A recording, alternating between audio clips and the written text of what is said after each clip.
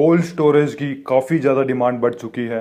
आप सभी को मैं ये क्लियर कर दूं कि जितनी ज़्यादा डिमांड है सप्लाई उतनी ही कम है, यानी कि इंडिया में कोल्ड स्टोरेज की काफ़ी ज़्यादा कमी है। इसी के साथ जो है ये जो बिज़नेस है काफ़ी प्रॉफिटेबल है और इसी के साथ गवर्नमेंट भी इसमें जो है काफ़ी सपोर्ट कर रही है। उसके पीछे एक ही रीज़न है, क्योंकि इसकी इतनी कमी है तो गवर्नमेंट भी उसमें सब्सिडी दे रही है, लोन प्रोवाइड कर रही है कि ज़्यादा से ज़्यादा लोग इस स्कीम का फ़ायदा उठा सकें और ज़्यादा से ज़्यादा जो है कोल्ड स्टोरेज जो है इंडिया में बढ़ाए जा सकें। तो देखिए, आज की वीडियो में आपको कोल्ड स्टोरेज के बिजनेस के बारे में पूरी डिटेल दी जाएगी कि कितने तरह से आप जो है कोल्ड स्टोरेज लगा सकते हैं। ये आप लो इन्वेस्टमेंट से लेके हाई इन्वेस्टमेंट तक जो है ये बिजनेस कर सकते हैं। इसकी जो गवर्नमेंट की स्कीम है वो भी पूरी डिटेल से आपको बताई जाएगी और इसी के साथ आप कई तरह से जो है ये बिजनेस कर सकते हैं, वो सारे ऑप्शंस आपको इसमें बताए जाएंगे। और मोस्ट इंपॉर्टेंट, कितना आपका इसमें कॉस्ट आएगा, इन्वेस्टमेंट कितना करना होगा, प्रॉफिट आपका इसमें कितना होगा, कैसे आपका प्रॉफिट होगा, क्या क्या डॉक्यूमेंट्स लगेंगे, लाइसेंस क्या क्या लगेंगे, किस तरह से आपको अप्लाई करना होगा। यानी कि आज आपको कोल्ड स्टोरेज के बिजनेस के बारे में डिटेल इस वीडियो में मिल जाएगी। वीडियो को लास्ट तक देखिए बिना स्किप किए, ताकि आपको मिल सके राइट इन्फॉर्मेशन। नमस्कार, आदाब, सत श्री अकाल। आप सभी का फिर से स्वागत आपके ही चैनल राइट इन्फॉर्मेशन में। अगर आप कोई भी बिजनेस करना चाहते हैं तो बिल्कुल राइट प्लेटफॉर्म पे आए हो। यहाँ पे आपको हर रोज़ बिजनेस के बारे में बताया जाता है और उसकी पूरी डिटेल दी जाती है, ताकि आसानी से आप वो बिजनेस स्टार्ट कर सकें। फर्स्ट टाइम ये वीडियो देख रहे हैं तो एक बार चैनल में जरूर विजिट करें और नीचे जो रेड कलर का सब्सक्राइब का बटन है उसे अभी दबा दें, ताकि हर रोज़ आपको इस तरह की स्कीम्स और इस तरह के बिजनेस के वीडियोज़ मिल सकें। देखिए, सबसे पहले इस बिज़नेस के बारे में आप जान लीजिए कि क्यों इसकी इतनी डिमांड बढ़ी हुई है। देखिए, अगर इसके कोल्ड स्टोरेज के जो है इंडिया में ओपन होंगे तो हर वर्ग को फ़ायदा होगा। इसकी कमी के कारण हर वर्ग, यानी कि चाहे किसान हो, उद्योगपति हो या फिर गवर्नमेंट हो, इन तीनों को इसकी वजह से नुकसान हो रहे हैं। जैसे कि जो भी खेती करते हैं, फल या सब्जियों की खेती करते हैं, उनको क्या रहता है, उसी टाइम उनको मार्केट में जाके वो सेल करना होता है, क्योंकि उनके पास ऑप्शन नहीं है। क्योंकि सीजन में ये रहता है कि उसकी सप्लाई ज़्यादा रहती है मगर डिमांड कम रहती है, उसकी वजह से उनको उसका रेट सही नहीं मिल पाता। अगर उनके पास ऑप्शन हो, उनके आसपास जो है कोल्ड स्टोरेज की फैसिलिटी हो, तो वहाँ पे जाके अपना प्रोडक्ट रख सकते हैं और जब भी उसके हाई रेट उनको मिले, जब वो मार्केट में जाके उनको बेच सकते हैं। इसी तरह जो उद्योगपति है, जो बिजनेस करते हैं, उनको भी ऑप्शन नहीं मिल पाते, क्योंकि उनके आसपास जो है कोल्ड स्टोरेज ना होने की वजह से वो भी अच्छी तरह ये बिजनेस नहीं कर सकते। इसके साथ ही गवर्नमेंट को भी इसमें काफ़ी नुकसान होता है, क्योंकि ऑफ सीजन में हर किसी के रेट इंक्रीज होते हैं। तो गवर्नमेंट का भी ये काम रहता है कि उनके सीजन में ही गवर्नमेंट की काफ़ी एजेंसीज रहती हैं जो इन चीज़ों का जो है स्टॉक करती है, ताकि जब भी इनके प्राइस इंक्रीज हों तो वो जो है मार्केट में ला सकें और प्राइस को जो है सही कर सकें। और इसी के साथ आपको मैं ये भी क्लियर कर दूं कि 30 से ज़्यादा % जो है फल सब्जियां हर साल जो है वेस्ट हो जाती है, क्योंकि जब उनकी ज़्यादा सप्लाई होती है उनकी डिमांड नहीं होती, और जब उनकी डिमांड होती है तो वो मिल नहीं पाती। तो इन्हीं रीजंस की वजह से गवर्नमेंट ने जो है इसके ऊपर स्कीम्स चला रखी है। तो देखिए, अगर आप कोई बिजनेस करना चाह रहे हैं तो ये भी आपके लिए एक one of the best business हो सकता है। तो अब हम जान लेते हैं कि ये जो प्रोजेक्ट है आप कितनी तरह से कर सकते हैं। देखिए, सबसे पहले इसमें आती है जो स्कीम है जो आज आपको बताई जाएगी, यानी कि आप गवर्नमेंट स्कीम के अंडर जा सकते हैं। उसमें जो है आपकी लिमिटेशन रहेगी, यानी कि गवर्नमेंट ने आपको बोल दिया कि इतना बड़ा प्रोजेक्ट आपको लगाना है। कैपेसिटी जो है डिसाइड कर दी गई है कि उन दोनों के बीच ही आप जो है ये लगा सकते हैं। मगर इसमें ये बेनिफिट्स आपके ये हैं कि इसमें आपको जो है गवर्नमेंट की सब्सिडी मिल रही है। सेकंड ऑप्शन ये है कि आप जो है गवर्नमेंट की स्कीम में जहाँ जाके डायरेक्ट आप जो है ये कोल्ड स्टोरेज लगा सकते हैं, मगर उसमें आपको ये बेनिफिट, यानी कि आपको सब्सिडी वगैरह नहीं मिलेगी। मगर प्लस पॉइंट आपका ये उसमें हो सकता है कि आप अपने अकॉर्डिंग, यानी कि जितना बड़ा या छोटा आप लगाना चाहते हैं उतना बड़ा कोल्ड स्टोरेज आप लगा सकते हैं। थर्ड ऑप्शन इसमें आता है कि नई टेक्नोलॉजी भी अब आ चुकी है, यानी कि सोलर कोल्ड स्टोरेज भी आप लगा सकते हैं। इसमें आपके ये बेनिफिट्स रहेंगे कि आपको जो है गवर्नमेंट वगैरह से तो कोई सब्सिडी नहीं मिलेगी, क्योंकि आप उस स्कीम से बाहर जाके ये काम कर रहे हैं। मगर इसमें भी यही कैपेसिटी रहेगी कि जितना बड़ा या छोटा लगाना चाहे आप लगा सकते हैं। और इसमें जो है आपका एक्सपेंस भी कम होता है, यानी कि इलेक्ट्रिसिटी बिल आपका कम हो जाएगा, क्योंकि सोलर पैनल से ही वो पूरा जो है कोल्ड स्टोरेज चलेगा। मगर उसकी भी लिमिटेशंस होती है कि आप ज़्यादा बड़ा वो नहीं लगा सकते। और रात के लिए भी ऐसी टेक्नोलॉजी आ गई है कि अगर दिन में सोलर चल रहे हैं तो वहाँ पे कुछ लाइट आपकी सेव हो जाती है, और अदरवाइज जो है रात के लिए भी कुछ अलग से इलेक्ट्रिकल का जो है प्रोसेस वहाँ लगाया जा सकता है। तो ये तीन तरह से जो है आप कोल्ड स्टोरेज लगा सकते हैं। अब जान लेते हैं स्पेस के बारे में, लैंड के बारे में क्या रिक्वायरमेंट्स रहेगी। देखिए स्पेस भी यहाँ पे कोई स्पेसिफिक नहीं है। अगर गवर्नमेंट सेक्टर में अगर आप जो स्कीम मैंने बताई उसमें जाते हैं तो वहाँ पे आपको फिक्स जो है कैपेसिटी के अकॉर्डिंग उतनी लैंड चाहिएगी। अदरवाइज दूसरे ऑप्शन में आज आप जाते हैं तो जितनी भी बड़ा कैपेसिटी का आप जो है कोल्ड स्टोरेज लगाते हैं उतनी लैंड आपके पास होनी चाहिए। और लैंड जो है आपकी या तो खुद की हो सकती है, अपनी अपनी लैंड पे आप लगा सकते हैं, अदरवाइज जो है आप परचेज लैंड कर सकते हैं। और थर्ड ऑप्शन आपका इसमें ये भी रहता है कि अगर आप जो है लीज पे भी जो है लैंड ले सकते हैं, लॉन्ग टर्म लीज, और उस पे भी जो है आप ये बिजनेस कर सकते हैं। तो अब लाइसेंस एंड एनओसी के बारे में भी जान लीजिए कि ये बिज़नेस करने के लिए आपको क्या क्या लाइसेंस लेने होंगे, कौन कौन से डिपार्टमेंट से एनओसी लेनी होगी। देखिए सबसे पहले इसमें आता है फैक्ट्री लाइसेंस, यानी कि फैक्ट्री की तरह आप ये बनाते हैं तो फैक्ट्री लाइसेंस आपको लेना होगा। सेकेंड आप में इसमें जो है आपको लेबर लाइसेंस भी लेना होगा, यानी कि वर्कर वहाँ पे काम करेंगे। थर्ड जो है आपको जो है इसमें उद्यमी रजिस्ट्रेशन करवाना होगा। उसके बाद जो है आपका खुद का फर्म जो रहेगा उसका रजिस्ट्रेशन करवाना होगा। और इसी के साथ आपको जो है फायर डिपार्टमेंट से भी एनओसी लेनी होगी। और उसके बाद आपको जो है पॉल्यूशन डिपार्टमेंट से भी एनओसी लेनी होती है।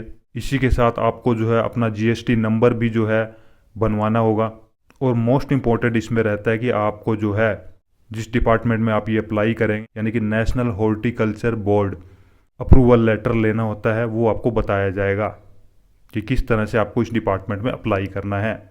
तो आप डॉक्यूमेंट्स भी जान लीजिए कि जब ये ऑनलाइन आप अप्लाई करते हैं तो क्या क्या डॉक्यूमेंट्स आपके पास होने चाहिए। देखिए सबसे पहले रहता है कि आपका लैंड का डॉक्यूमेंट्स, अगर आपकी खुद की लैंड है तो उसकी जो है जमाबंदी रहेगी, अदरवाइज अगर आपने परचेज की है तो उसकी रजिस्ट्री, या फिर लीज पे ली है तो उसका लीज एग्रीमेंट रहेगा। सेकंड जो इसमें मोस्ट इंपॉर्टेंट रहता है वो रहती है डीपीआर, यानी कि detail project report. Online apply करते समय आपकी बनती है, उसके बारे में भी आपको बताया जाएगा, क्योंकि ये जो है इनका अलग से फॉर्मेट रहता है, उसी फॉर्मेट के अकॉर्डिंग आपको ये बनवानी होती है। थर्ड जो है आपके पर्सनल डॉक्यूमेंट, यानी कि आपकी जो भी आधार कार्ड या फिर पैन कार्ड है वो आपके वहाँ पे लगेंगे। और इसी के साथ बैंक के द्वारा जो लेटर सैंक्शन किया गया है वो भी इसमें लगेगा कि आपको जो है इसमें कितना लोन चाहिए और कितना लोन आपको मिल जाएगा। तो प्रॉफिट भी जान लेते हैं कि इस बिज़नेस में आप जो है कितना कमा सकते हैं। देखिए वो कॉस्ट के अकॉर्डिंग रहेगा, ये नहीं है कि आपको मैं एक अमाउंट बता दूं कि आप इसमें जो है इतना कमा सकते हैं, क्योंकि इसमें आपके पास ऑप्शंस रहेंगे। कैपेसिटी वाइज जो है आप ये लगा सकते हैं, गवर्नमेंट प्रोजेक्ट में जा रहे हैं या खुद का लगा रहे हैं, कितना बड़ा लगा रहे हैं, वो सब फैक्टर जो है डिपेंड करते हैं। इसी के साथ मोस्ट इंपॉर्टेंट इसमें जो है प्लेस जो है, कहाँ पे कौन सी लोकेशन पे आप लगा रहे हैं, वो इस पर डिपेंड करेगा आपके प्रॉफिट के ऊपर। मगर फिर भी ऑन एवरेज मैं आपको बता देता हूँ, अगर आपने साइट सही चूज़ की है, सही जगह पे आपने लगाया है, सही मैनेजमेंट आपने इसका किया है, सही क्लाइंट आपने बनाए हैं, क्योंकि जो भी प्रोडक्ट वहाँ पे रखेंगे वो आपके क्लाइंट होंगे, उनसे भी, उनके साथ भी आपको मार्केटिंग करनी होती है।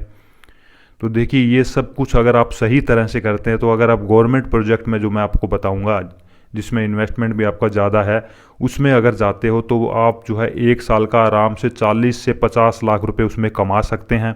और उसमें भी लिमिटेशन नहीं है, जितना ज़्यादा बड़ा प्रोजेक्ट लगाएंगे उतना ज़्यादा पैसा उसमें कमा सकते हैं, मगर उसमें भी कंडीशन अप्लाई रहेगी कि आपकी लोकेशन कैसी है और कितनी ज़्यादा कैपेसिटी जो है, कितने प्रोडक्ट आप रख पा रहे हैं और कितने क्लाइंट आपने बनाए हैं।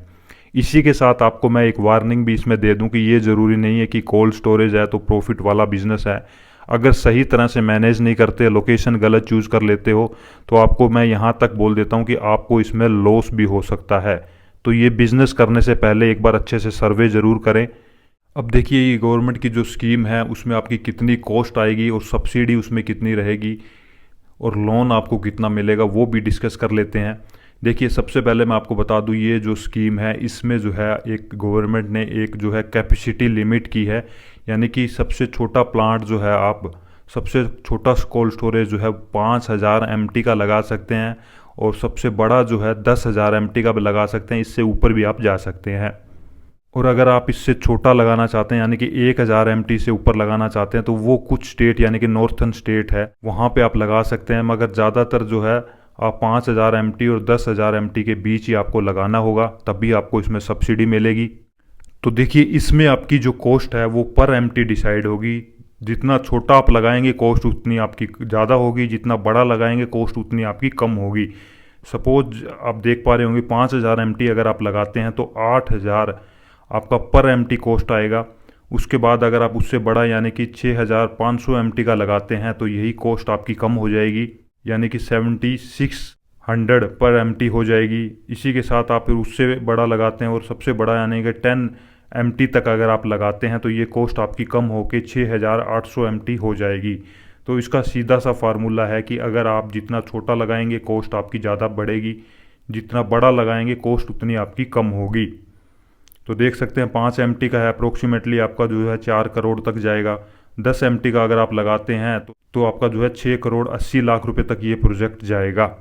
तो देखिए इसमें सब्सिडी की भी बात कर लेते हैं। सपोज़ आप 10,000 एमटी का जो है ये आप लगाते हैं, प्रोजेक्ट लगाते हैं, तो 6 करोड़ 80 लाख आपका जो है इन्वेस्टमेंट इसमें जाएगा। तो इसमें भी कैटेगरी वाइज सब्सिडी मिलती है, यानी कि अगर आप हिल स्टेशंस वगैरह हैं, हिल स्टेशंस जो हैं वहाँ से बिलोंग करते हैं तो वहाँ पे आपको 50% जो है सब्सिडी मिलती है। तो सब्सिडी अगर आप देखेंगे 10 एमटी का लगाते हैं तो 3 करोड़ 40 लाख रुपए आपको जो है सब्सिडी मिलेगी।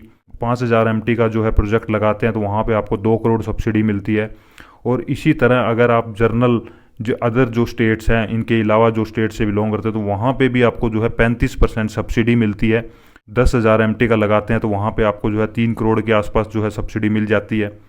तो देखिए सब्सिडी की टर्म एंड कंडीशन भी आप जान लीजिए। सब्सिडी आपको तभी मिलेगी जब आप इस प्रोजेक्ट को जो है फाइनेंस करवाते हैं, यानी कि आप इस पर लोन लेते हैं। अगर आप लोन नहीं लेंगे, डायरेक्ट पैसा लगाएंगे, तो आपको इसमें कोई भी सब्सिडी नहीं मिलेगी। तो आपको जो है बैंक को अप्रोच करना होगा। बैंक जो भी आपको इसमें लोन जो है प्रोवाइड करेगा तो वो है जो उसमें भी कंडीशन है कि 75% तक आपको जो है लोन मिल जाएगा और 25% जो है आपको खुद से इसमें लगाना होगा। और सब्सिडी आपको एकदम से स्टार्टिंग में इसमें नहीं मिलेगी। जैसे ही आपका लोन वगैरह सैंक्शन हो जाएगा, आपका प्रोजेक्ट फाइनल हो जाएगा, उसके बाद आपको इंस्टॉलमेंट में वो जो है पैसा मिलता रहेगा, आपका काम होता रहेगा। और आपको जब उसको पे करेंगे तो आपकी जो भी सब्सिडी है, सपोज आपने जो है 3 करोड़ 40 लाख की जो सब्सिडी मिली वो बैंक के पास ही आपकी रहेगी। जब आप पूरा लोन पे कर देंगे वो उसमें से कट हो जाएगी और उस पर जो है आपका कोई भी इंटरेस्ट वगैरह आपका नहीं लगेगा। इसी के साथ जो बाकी का इंटरेस्ट आप जितना लोन लिया उस पर भी आपको जो है 3% तक जो है छूट मिलती है। तो देखिए आज आपको जो है 3 ऑप्शन बताए गए। इन तीनों में अगर आप अप्लाई करना चाहते हैं उनका प्रोसेस भी मैं आपको बता देता हूँ।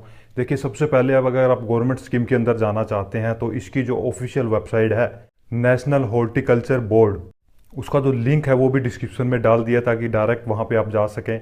देखिए उसी साइट से ही जो है आपको अप्लाई करना है, ये नहीं कि आप डायरेक्ट गए और आपने वहाँ जाके अप्लाई कर दिया। पहले जो भी डॉक्यूमेंट्स आपको मैंने बताए हैं वो आपको कलेक्ट करने होंगे। मोस्ट इंपॉर्टेंट इसमें रहती है डीपीआर यानी कि डिटेल प्रोजेक्ट रिपोर्ट। वो काफ़ी बड़ी रहती है क्योंकि ये गवर्नमेंट का प्रोजेक्ट है। तो वो डीपीआर और बाकी के जितने भी मैंने आपको जो है डॉक्यूमेंट्स बताए वो आपको पहले तैयार करने होंगे। उसके बाद आप यहाँ पे जो आके जो है डायरेक्ट अप्लाई कर सकते हैं। उसके बाद यही प्रोसेस रहेगा कि आपके जो है डॉक्यूमेंट्स वगैरह वेरिफिकेशन के लिए ऊपर चले जाएंगे। अगर कोई भी उसमें गलती मिलती है तो आपको एक नोटिफिकेशन मिलेगा, टाइम मिलेगा, उसमें आपको वो डॉक्यूमेंट्स दोबारा से सबमिट करने होंगे। तो इनका जो हेडक्वार्टर है वो गुड़गांव है, वहाँ जाके भी आप मिल सकते हैं। और इनके जो है काफ़ी कंसल्टेंट भी रहते हैं, आप डायरेक्ट उनसे मिलके पूरी अपनी रिपोर्ट बनवा सकते हैं। और इसी के साथ अगर आप सेकंड ऑप्शन चूज़ करते हैं जिसमें आपको गवर्नमेंट स्कीम नहीं मिलेगी यानी कि सब्सिडी नहीं मिलेगी, मगर जितना भी इन्वेस्टमेंट चाहे आप छोटा कोल्ड स्टोरेज भी बना सकते हैं, तो उसके लिए जो है प्राइवेट काफ़ी कंपनीज़ है, काफ़ी कॉन्ट्रैक्टर है, आपको डायरेक्ट उनसे मिलना होगा। वो आपको जो है वो पूरा प्रोजेक्ट लगा के दे देंगे, वही आपको जो एस्टिमेट कॉस्ट बताएंगे आप कितना बड़ा वो लगाना चाहते हैं।